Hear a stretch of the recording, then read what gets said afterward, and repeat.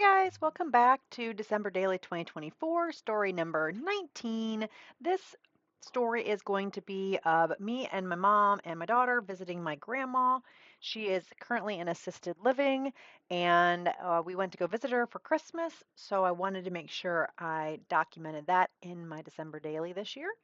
And what I just showed you is basically a bunch of scraps that I tore up into smaller pieces, and I went to my sewing machine and just did a zigzag stitch around all the pieces to make it look kind of quilted. I use a really tiny zigzag stitch, and then now I'm just ripping it so that I can use these patches, if you will, in the layout. Now, I did struggle with this a lot. I made these, I really wanted to have this patchy look.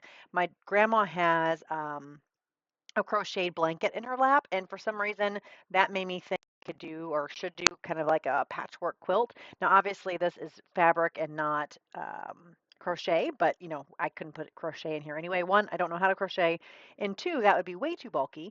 So I decided to make these kind of patches, and I really like how they turned out, and I think they're super cute with all my little Christmas scrappy fabrics. But then I made them, and I wasn't exactly sure how I was going to use them on the layout. So you can see here, I'm going to be finagling with these quite a bit. And I do cut a lot of this out because it was just really boring to watch me move this fabric around all the time. And I finally decided on the layout that I'm going to be showing here. Excuse me.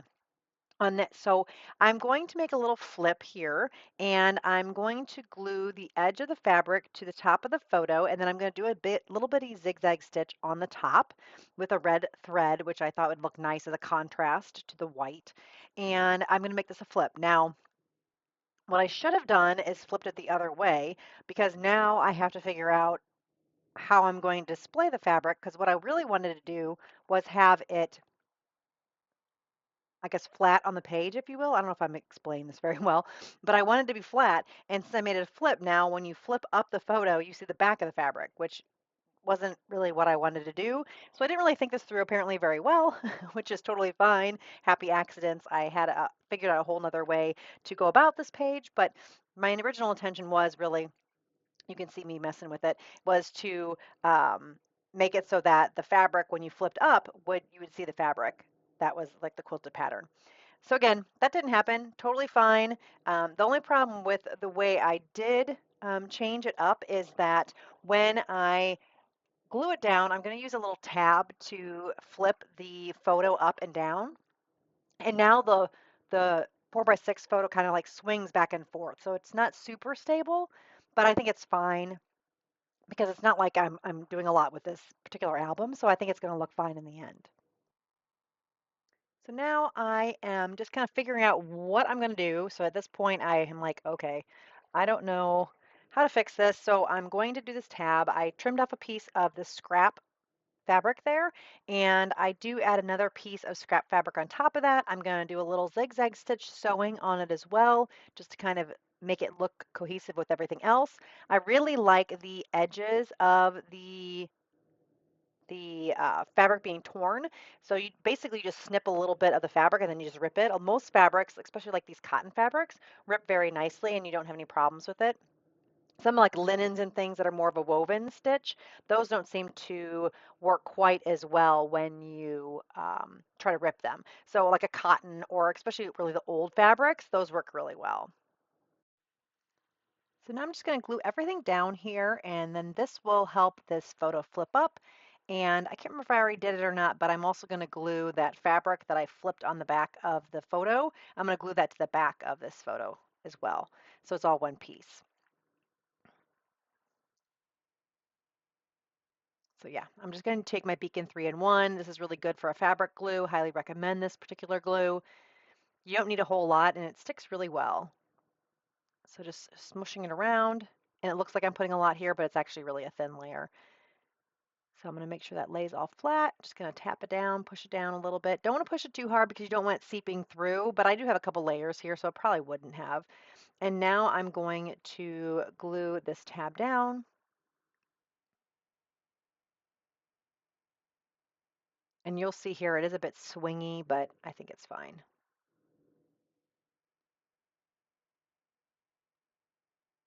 Just kind of tap, tap, tapping it. making sure it's sticking very nicely. And then I'm going to end up putting another photo underneath. So it worked out fine. I mean, now I can have the photo underneath. Was going to put the photo on that other cluster there at the bottom, but it was going to cover up too much of the work I did. So actually, as a happy accident, it worked out pretty well by doing it this way. I'm going to back this photo of me, my mom, and my grandma with some printable paper that I have in my stash. I just like the colors in the paper. I thought that looked nice with the fabric that I chose.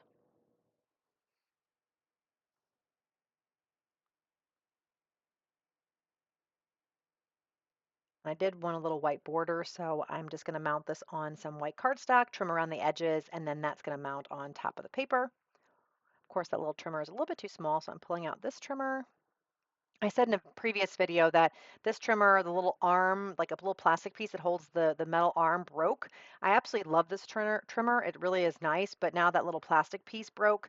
The only way I can get it repaired is if I send the entire trimmer in, and I figured with shipping and everything, that's a little bit costly. However, that is a bit cheaper than buying a brand new trimmer, and I haven't been able to find this particular trimmer like on Amazon or anything like that. I didn't look for very long, so it's probably out there and I just didn't find it yet. So I'm trying to decide if I really want to send it back into Fiskars. They do have a lifetime guarantee, so they will replace it, but I just don't know if I really want to send it in and pay the shipping. So I need to do a bit more research to find out if I can find the trimmer and see how much it costs, and then compare that to how much it's going to cost for me to ship it, and then make a decision because it really just isn't working very well right now with it not that piece being broken. So yeah, so we'll have to see. And I know some people have left me comments below, or comments about trimmers that they like in a previous video. So if you have any suggestions, please leave those below. I'd like to hear from you guys. I pretty much only always use the Fiskars. I've tried other trimmers like other people have had, like Friends and things like that, crops, and I just really like the Fiskars brand. I mean, I really would like them to work. When they do work, they're wonderful, but they just seem to have to be replaced a lot. This particular trimmer was actually really nice. It was probably my favorite trimmer that I had, and I probably like that more than anything else. I think that metal bar keeps everything straight. Some of the other trimmers I've found for Fiskars and even some other brands, they don't seem to want to cut straight. Now that I'm doing more junk journaling and I don't feel like I need to have perfection as far as straightness, it's probably not as big of a deal. But with that bar, that it's like the thicker bar, it really does a much straighter cut than some of the other Fiskars trimmers I had. So I was just really bummed when it broke, but things happen. So I'm working on this page now. I wanted to add a little bit to that because I thought it was just kind of boring sitting there with just the fabric patches. So I put that little kind of faux cluster on that page. And then now I'm going to be working on this patch here on the bottom, and I'm going to do a bit of a cluster here with some printables, some die cuts, things like that. And then I'm going to be putting my like title for this particular page. So it's going to say 4 generations. So you'll see that here in a little bit. But right now I'm just kind of working on how to embellish this. So I cut out that little joy. I'm going to pull a little piece of holly that's going to go in the top right-hand corner of the joy. I'm going to ink around it. The stark whiteness was just a little bit too much, so I did want to ink around it a little bit so it kind of didn't stand out so much, if you will. So you can see there, I just inked around that. And then I'm pulling this little season's greeting strip out, inking around that as well, just to make it all cohesive. And I pulled out these stickers. These are from October Afternoon, and I'm going to spell out generations. But first, I'm trying to find some other die cut pieces and things so that I have a place to set my title. I didn't want to put it directly on the fabric. So I pulled out this little piece here. This I think was a printable. I was contemplating using those other stickers, but I like these better. And then I'm actually going to be pulling out another circle label. I was hoping to be able to fit generations all on this particular green label, but they were going to be too long, which is fine. I found another way of doing it. So you'll see here in a little bit that I'm going to pull out that circle label, and that actually ends up working pretty good. So you can see here I'm playing and I'm like, nope, it's too long, looking for different labels instead of using that green one, but I end up pulling it back out. And then I pull out, like I said, the circle label because I just couldn't find anything that was long enough. So I decided to just add another one, and it works out.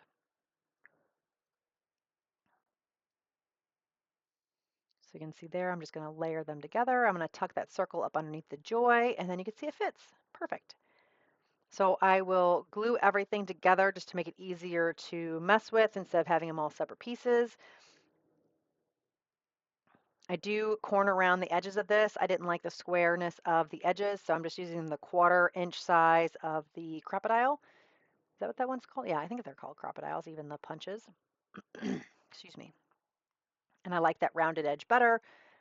A lot of times I like the contrast of the sharp edges with the round circles, but this time it just didn't seem to look nice, so I decided that I would trim it out. Sometimes I don't have a real rhyme or reason. It's just kind of like I go by look and feel, if you will. And now these were not coming off the sticker sheet very nicely. I tried, but it just wasn't coming off. But then being like little bitty guys, I kept the S there. But what I end up deciding to do is I'm going to glue the word generation to a scrap piece of white paper. And then I'm going to trim that whole strip out. And it's much more easy to manipulate the letters when you do that. I kind of forgot. I have done that in the past, but I haven't used these little letter stickers in quite some time. But that's a super awesome trick to getting them a bit easier to handle. So I'm going to glue these pieces together here in a couple minutes. And then I will add the generation to a white piece of paper, like I said, and trim it out. And you'll see how much easier it is to mess with when it's one strip on a piece of paper. And I was going to pull the S off, but it was sticking pretty well, so I just left it there. But normally I would obviously glue down the entire word, but this worked just fine.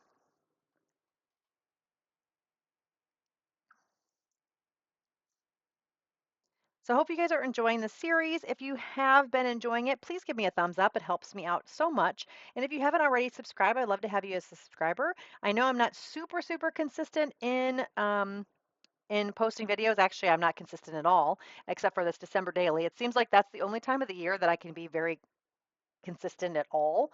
But hopefully I'll have some more videos up. It just kind of depends. Sometimes with work and school and all that, it just gets a little stressful. My daughter has been out of school for quite some time. She was on break for 2 weeks, and then they had snow, and the entire week she was off. So it was just a lot more kind of laid back. But when she starts going back to school, it just gets a little bit hectic and a little bit more stressful. So it's just a lot harder for me to get in the mood to scrapbook. So I apologize that I'm not very consistent, but hopefully I'll have more videos for you and I'll find time to get into my scrapbook. It just kind of depends on my mood and life. You know how that works. So see how that was so much easier to manipulate by having it in one long strip? Highly recommend that little trick. And now I want to write four, or actually I'm gonna glue this down, but I'm gonna wanna write the word for 4 generations, because that's what we are, 4 generations.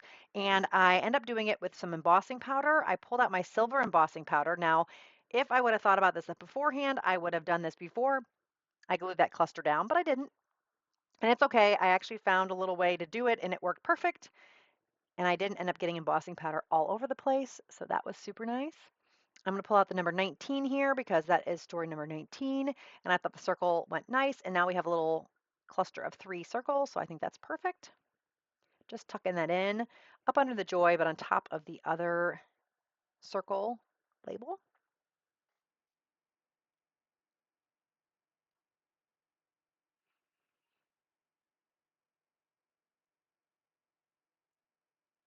So these are some stamps that I've had in my stash for quite some time. I think they're from like Michael's or something like that. They're not the best high quality stamps, but when you use Versamark on these not so high quality stamps, that works pretty well. I found like if I try to ink with like, Stampin' Up! Ink or something else that's just a dye ink, that doesn't work really well on these low quality stamps, but Versamark works really well.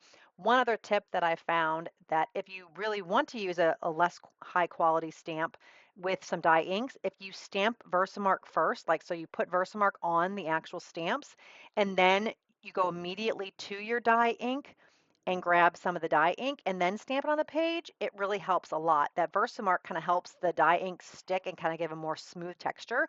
So if you're having some problems with some of the more cheap stamps, I guess if you will, that's a good tip and trick to try if you are having problems getting like a nice image.